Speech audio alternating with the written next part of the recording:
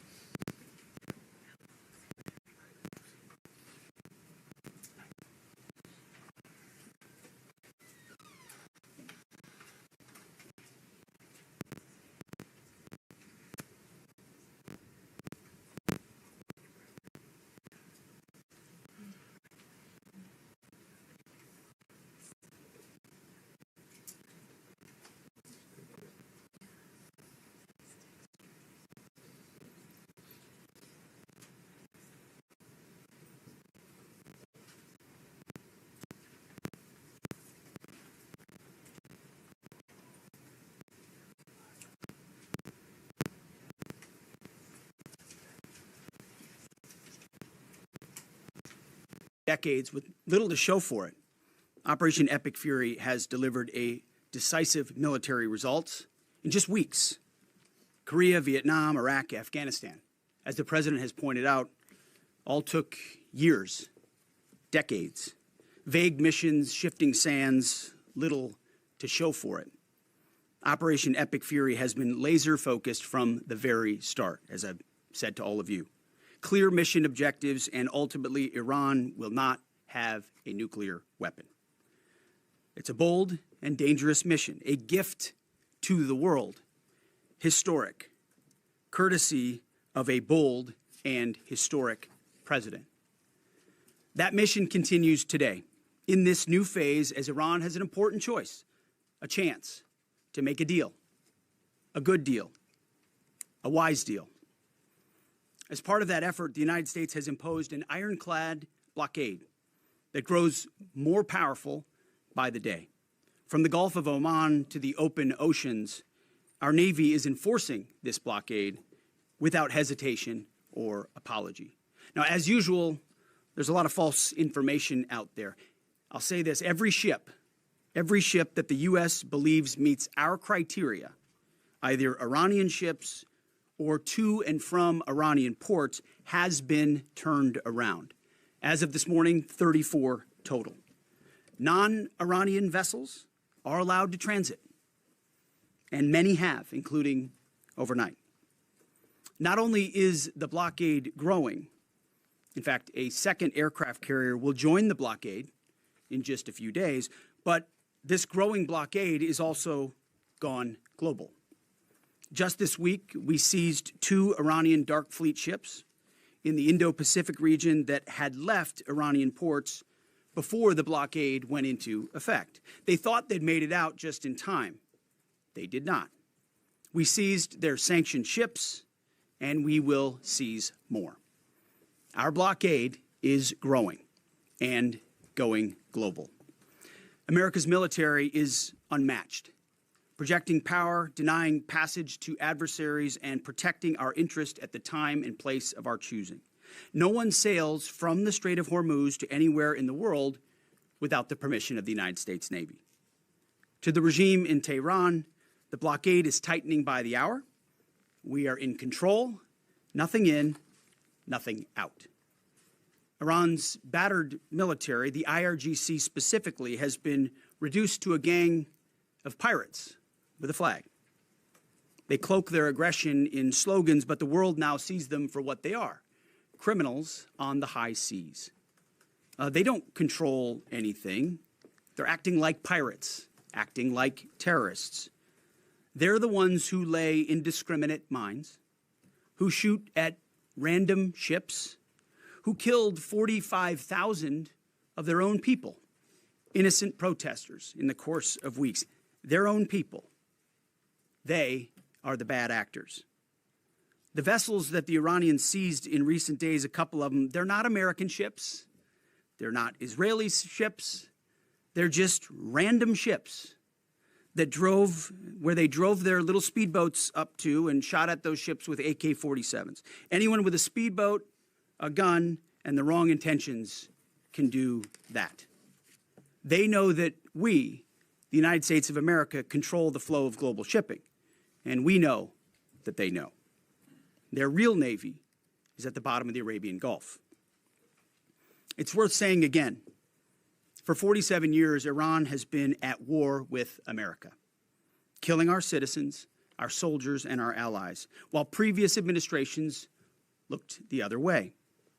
The real endless war is the war that Iran has waged on us for 47 years. President Trump is the only president with the guts and moral clarity to finally do something about it. I see it every day behind closed doors. President Trump's fortitude is unshakable, and his mission is crystal clear. President Trump said it again yesterday. We have all the time in the world, and we're not anxious for a deal. And I hear him say it every day in private as well. Iran knows that they still have an open window to choose wisely. As we said previously, choose wisely at the negotiating table. All they have to do is abandon a nuclear weapon in meaningful and verifiable ways, or instead they can watch their regime's fragile economic state collapse under the unrelenting pressure of American power. A blockade as long as it takes, whatever President Trump decides. Because the bottom line remains the bottom line. Iran will never get a nuclear bomb. The choice is theirs, but with this blockade, the clock is not on their side. Moreover, President Trump has authorized the United States Navy to destroy any Iranian fast boats that attempt to put mines in the water or disrupt passage through the Strait of Hormuz, to shoot and kill. Our commanders have clear rules of engagement. If Iran is putting mines in the water or otherwise threatening American commercial shipping or American forces, we will shoot to destroy. No hesitation, just like the drug boats in the Caribbean. It's also worth saying, this should not be America's fight alone. We barely use the Strait of Hormuz as a country. Our energy doesn't flow through there, and we have plenty of energy.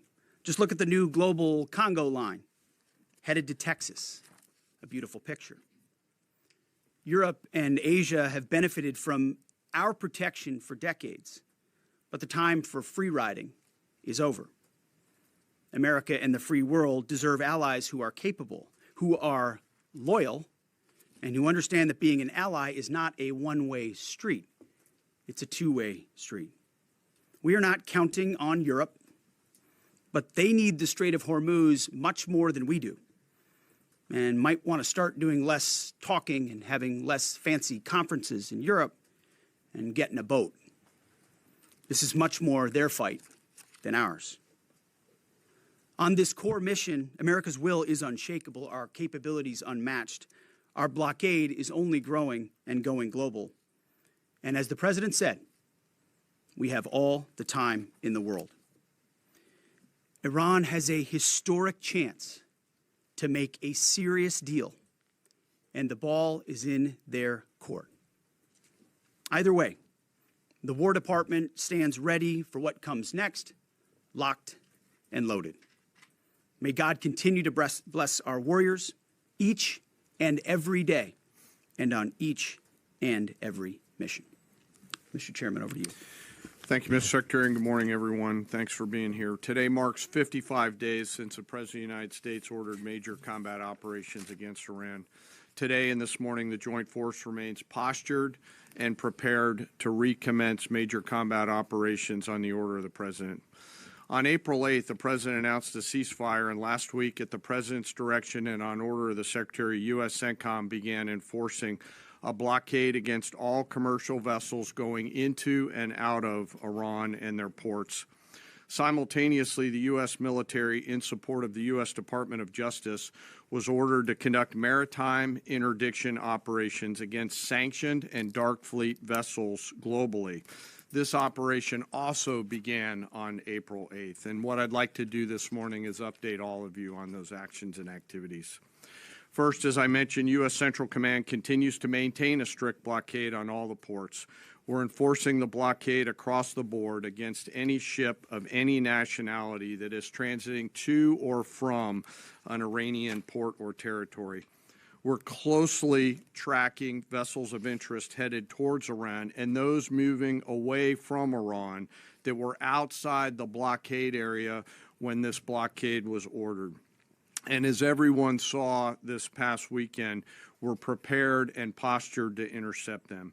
As of this morning, 34 ships have met the U.S. blockade and made the wise choice to turn around. One ship did not, and that ship was the motor vessel Tuska. Over several hours this past Sunday, April 19th, the U.S. conducted maritime interdiction operations against the Tuska, whose crew attempted to breach the blockade line. The Tuska is a large container ship, about 965 feet long, or about the same size as a United States Navy aircraft carrier, and over 100 feet wide. The operation began about 4 a.m. Eastern Standard Time when the United States Navy destroyer approached her, and the crew and the vessel ignored warnings. And I've described how the destroyer force is operating in the area prior.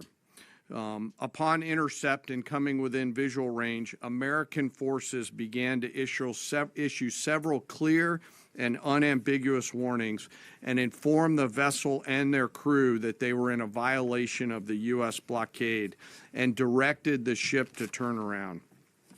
Over a 6-hour period, the vessel and her crew repeatedly ignored U.S. warnings. And then the U.S. Navy destroyer executed a series of pre-planned, carefully calibrated escalation options, including firing 5 warning shots. The vessel and her crew continued to ignore warnings. And after exhausting all other measures, CENTCOM authorized disabling fire against the Tuska. U.S. sailors warned the crew of the Tuska to abandon the engine room, and at approximately 9 a.m. Eastern Time, the destroyer disabled the Tuska's engine by firing 9 inert rounds from the destroyer's Mark 45 5-inch guns precisely into the engine room and engine space on board the Tuska. Not surprisingly, the vessel then reported issues with their engine, went dead in the water, and began to comply with U.S. directions and orders. At 4 p.m. Eastern Standard Time, CENTCOM ordered United States Marines to seize the ship. Via helicopters, U.S. Marines maneuvered quickly to the disabled ship, boarded her from fast ropes via helicopter infiltration methods, and took custody of the ship. The ship and her crew remain safe in U.S. custody today. Let me now turn to global operations in the Pacific, and I want to highlight that this is a major interagency effort between the United States military, the White House, the Department of Homeland Security, and the Department of Justice. On Monday, April 20th, U.S. Indo-PACOM forces, in support of a Department of Justice request, interdicted the motor tanker Tiffany, which was transporting sanctioned Iranian oil. The Tiffany is a very large crude tanker, VLCC for short, and is also about the size of a U.S. aircraft carrier and capable of transporting approximately 2 million barrels of oil. At approximately 11:30 p.m. Eastern Time, U.S. military forces and law enforcement forces also went to the ship via rotary wing platforms, fast-roped onto her deck, and secured her. After the ship was secured, a U.S. Navy control team embarked aboard the Tiffany, and assumed control of the ship at 4 a.m. Eastern Time on April 21st. A Navy control team is comprised of sailors led by a boarding officer that assumes control of a seized ship in order to secure the crew, the cargo, and the vessel. And disposition of that first vessel is still pending. The next interdiction occurred on Wednesday, this past Wednesday, 22 April, when Indo-PACOM conducted yet another interdiction, again at the request of the U.S. Department of Justice. This time, the stateless motor tanker Majestic X, also known as the Ponix, also in the Indian Ocean. This is again a VLCC, or very large crude tanker. At approximately 11 p.m. Eastern Standard Time, U.S. forces began the interdiction, again using rotary wing assets to get to the ship, got on board, and secured the bridge. Both ships, the Tefani, the Majestic X, and their crews remain in U.S. custody. And we will continue to conduct similar maritime interdiction actions and activities in the Pacific and Indian Oceans against Iranian ships and vessels of the Dark Fleet. The actions by our service members and our law enforcement partners demonstrate the incredible discipline and dedication and professionalism of our joint force and highlight the global reach of American combat power. The joint force remains on ensuring the Iranian regime cannot harm our interests or those of our allies and partners. And I'll highlight that Iran has repeatedly sought to offensively and proactively expand the conflict by aggression against its neighbors and its attacks on global shipping through the Strait. To date, Iran has attacked 5 merchant vessels, seized 2 of them that were attempting to transit the Strait. And these include ships that Iran itself had cleared to proceed. Now, as I always do, I want to honor members of the Joint Force. Today, I want to highlight and proudly describe the essential role of our intelligence enterprise and the role that they play in conducting our military operations. The totality of their work is the culmination of days, months, and in many cases, years of work by our uniformed and civilian intelligence professionals. We have been able to do the work that we are ordered to do because America's intelligence force, including our core collectors and analysts, have spent decades searching for every loose thread. From the determination of a particular intelligence requirement to that piece of intelligence being collected in the field by a military or interagency case officer to the rigorous analysis that goes into reporting on that finding, those team members spend their careers answering the incredibly important questions that we must attempt to answer before, during, and after operations. They live in the enemy's mind.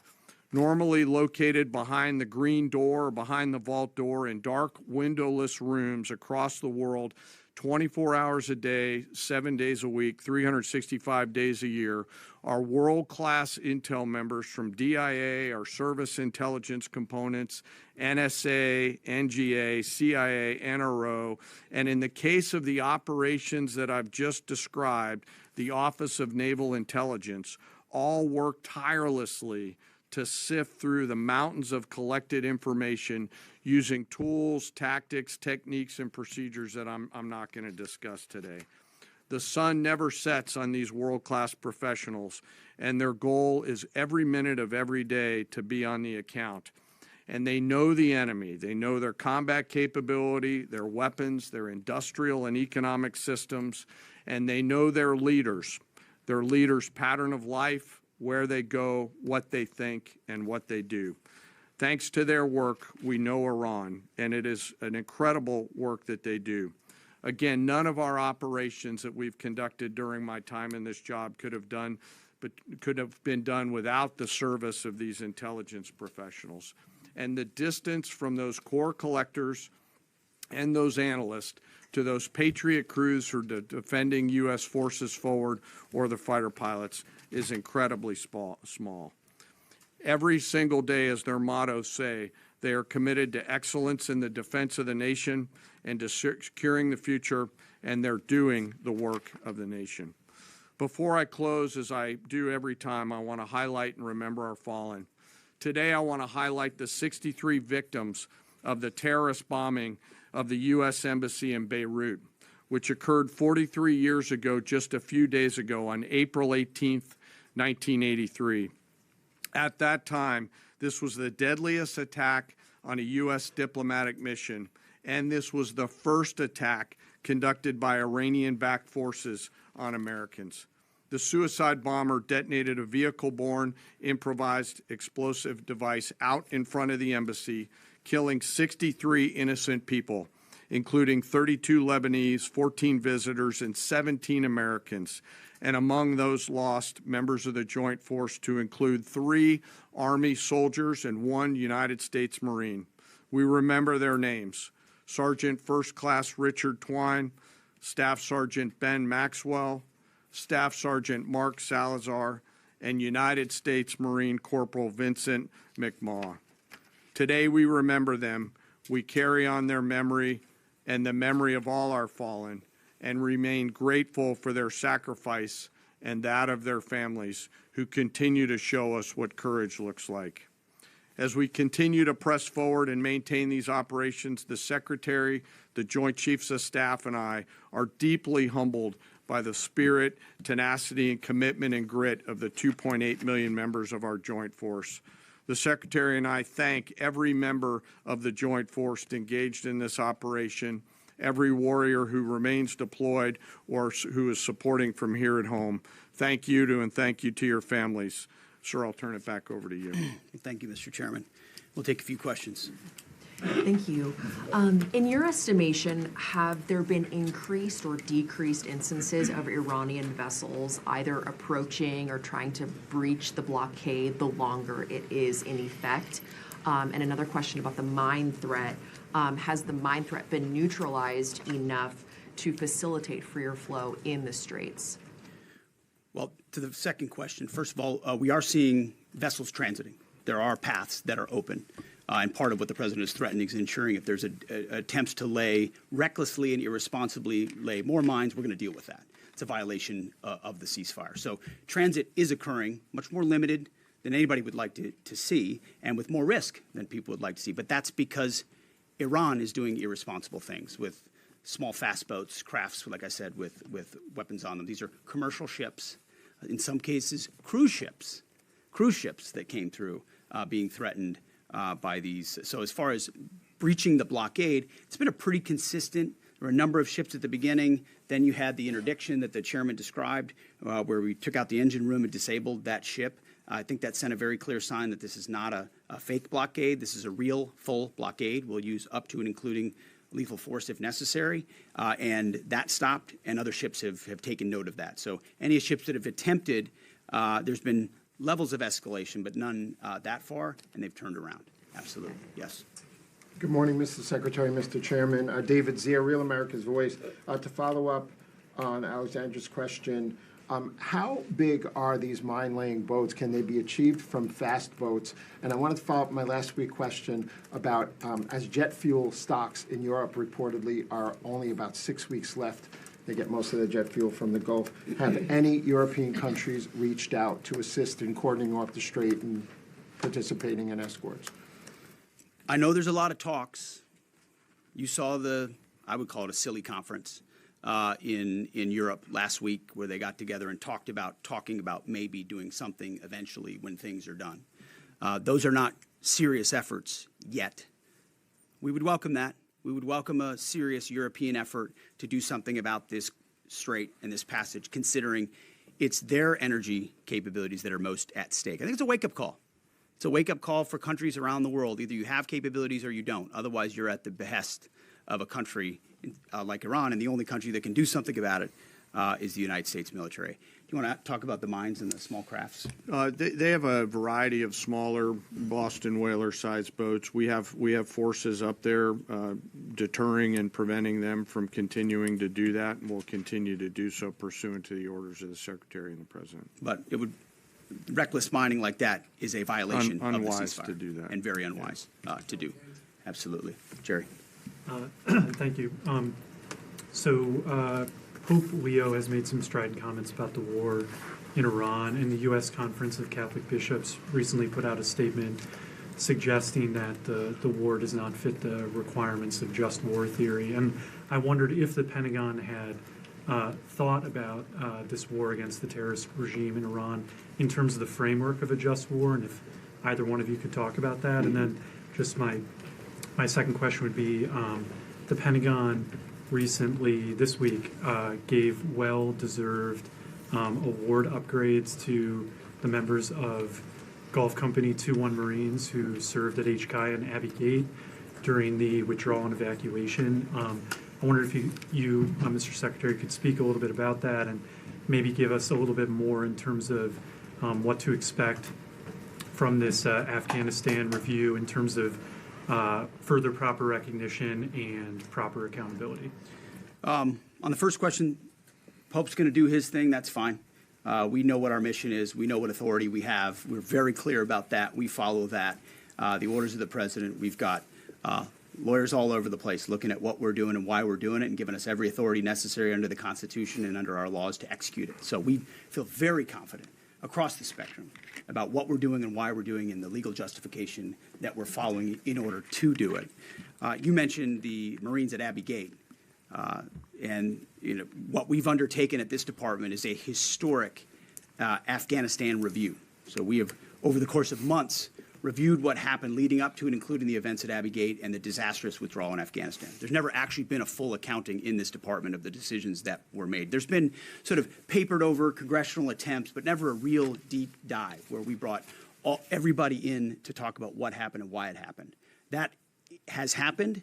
That review will come later this summer, and I think you'll find it to be probably the most comprehensive review this department has ever done about a single series of events. And it's because the cascading effect of what Joe Biden did in abandoning that mission the way that he did and that disastrous withdrawal had ripple effects for our military, for our country, and for the world. That's why reestablishing deterrence is one of the core pillars of what we've been doing at the War Department, is because the world looked at that disaster and made choices. Vladimir Putin made choices. Hamas made choices and saw that America wouldn't do anything about it. Houthis shot at ships. They made choices because Joe Biden and his administration were seen as feckless and weak. And that withdrawal was a part of what the world saw, people hanging to planes as we fled. That deserves a full accounting, which is exactly what we're doing. Sean Parnell, our chief spokesman, one of my senior advisors, has been leading that effort, getting to the bottom of it. And one of the revelations was that those Marines at Abbey Gate who showed courage, who were out there exposed, knew there was a threat, nebulous mission, the only gate that's open, did not receive the kind of proper recognition they should have for their heroism. So one of the early results of this Afghan review is to ensure they get the due recognition and award they deserve for the heroism and courage they showed at that gate. Despite the bad decisions of this building and that administration, those Marines acted heroically, and we're going to recognize them for that. Jerry, thank you. Yeah, right here. Thank you. Michael Casey with O'Keefe Media Group. Earlier this week, James O'Keefe published a story on Department of Army Nuclear Chief Andrew Hugg, who revealed top-secret national security information to a stranger he met on a dating app. Will you defer Mr. Hugg for termination and prosecution? Yeah, he won't work here anymore. And given the revelations, It's an easy one. will any changes be made to the current anti-espionage training for all Department of War employees now, given this? Well, we're always on the lookout for CI threats, any internal threats, anyone talking out of school about things they should not. We take leaking very seriously here, informally or formally, which is why some of the reporting done by some of the people in here is incredibly problematic. They're willing to publish things based on classified information that would potentially harm those in harm's way. And we think them doing so is incredibly irresponsible and unpatriotic. And it would encourage members of the press to think twice about the lives they're affecting when they publish things in their publications like the New York Times. Yes, right here. Was the Tuska carrying single-use equipment to China? Sir, I'm sorry, the question's right here. Thank you. Ryan Morgan with the Epic Times. Earlier this week, on that topic, there was a report, I believe, with the Washington Post that the Pentagon had briefed Congress that it could take up to 6 months to fully sweep the Strait of Hormuz for mines. I was wondering if you could comment a little bit more on the specifics of the timeline, the range of time that it could take, and then just a general idea of how many mines have been placed. We would not speculate on a timeline. I saw that report. It was based on, again, another leak from a closed-door session, which was supposed to be classified, and apparently, allegedly, that was something that was said about we feel confident in our ability in the correct period of time to clear any mines that we identify.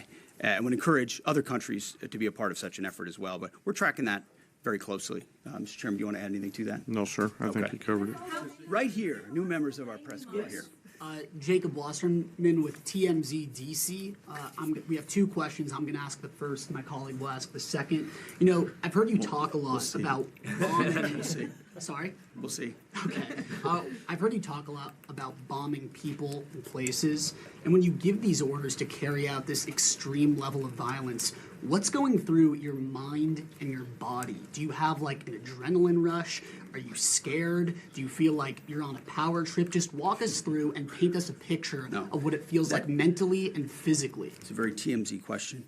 My only thought process is to ensure that our warfighters have everything they need to be successful, defeat and destroy the enemy, and they come home. I want them to feel empowered, to have every authority they need within our rules and within our law to bring maximum violence to the enemy. Because war is violent, war requires doing difficult things, but I want our people to feel empowered, so it's our guys that come home and their guys that do not. And Sure, second I'll give you question, one chance. Charlie Cotton from Team ZDC.